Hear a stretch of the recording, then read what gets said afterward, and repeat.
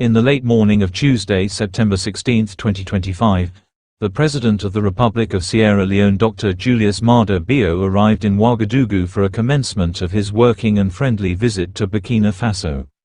Upon his Canada-made Bombardier Global Express XRS private jet of registration number SXLNS that is operated by GainJet Aviation and in which he has been traveling around the world, touching down at the Thomas Sankara International Airport in Ouagadougou at exactly 10:24 a.m., he found his host President Captain Ibrahim Traore and some members of the Burkina government waiting to receive him.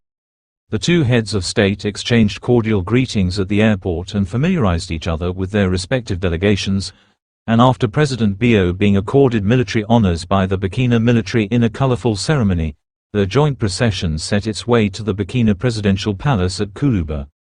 They had been set to have an extended working session together with their delegations, in which discussions on bilateral, multilateral and international issues affecting their countries and the Greater West African region were to take a center stage, followed by a closed-door exchange between Presidents Captain Ibrahim Traore and Dr. Julius Maada Biio. This is the second visit of the Sierra Leonean head of state to Burkina Faso since Captain Ibrahim Traore came to power, which undoubtedly translates to the excellence of relations between Ouagadougou and Freetown. It should be noted that President Julius Maada Biio is the current president of the ECOWAS Authority of Heads of State, a post that he assumed 2 months ago from President Bola Ahmed Tinubu of Nigeria on the Sunday of June 22, 2025, following the 67th Ordinary Session of the Conference of ECOWAS Heads of State that was held in Abuja, Nigeria. And when he was handed over that ECOWAS presidency, the Sierra Leonean leader promised that under his leadership, he will not only foster unity within ECOWAS, but will also make sure that its member states that are currently being led by military juntas like Guinea under transitional regimes return to constitutional order for democratically elected leaders to take over from the militaries, and if possible see into it that Mali, Niger and Burkina Faso return to ECOWAS. As we gather here in June 2025, our region is at a crossroads.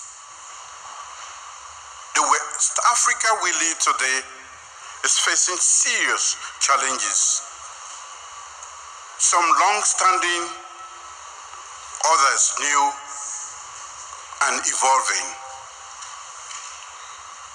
We are still confronting insecurity in the Sahel and coastal states. Terrorism, political instability, illicit arms flow, and transnational organized crimes continue to test the resilience of our nations and the effectiveness of our institutions. The democratic space is under strain. In parts of our region, the constitutional order has been disrupted. Yet, across West Africa, citizens, especially our youth, are demanding not just elections, but accountability, transparency, and a fair stake in national life. In this context, ECOWAS's mandate must be redefined, not as a distant institution, but as a proactive, people-centered vehicle for peace, inclusion, and opportunity. As chair, I will prioritize 4 key areas. First, restoring constitutional order and deepening democracy. We must engage transitional governments constructively and support member states in building stronger democratic institutions rooted in the rule of law.